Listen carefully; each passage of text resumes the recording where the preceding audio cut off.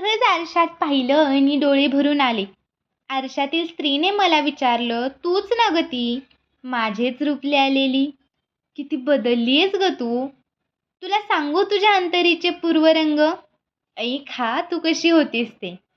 पावसाचे तरंग उंजळीत भरणारी चैतन्यमणी बालिका. अंगणात दिवे लावावे तसे सर्वच बहर लावणारी तो नवयौवना. स्वप्नांचे पंख लावून आभाळ झुल्यावर झुलणारी तू देहगंधा. आणि आज नखशिकांत तू. आरशात भेटली तरी बोलत नाहीस ग मन उलगडून. इतकी कशी वेडून गेलीस या घनगर्द संसारात. अनेकदा तुला मी अशी पाहते आणि काळीजच हंबरतं. रात्रीच्या एकांतात तर हुंदका कंठात दाबून शिवत असतेस तुझे ठिकठिकाणी फाटलेले हृदय. मी पदराखाली जागतेस देहामधल्या असह्य कळा. तिचे हे बोलणे ऐकताच मी स्वतःच हिंदकळते.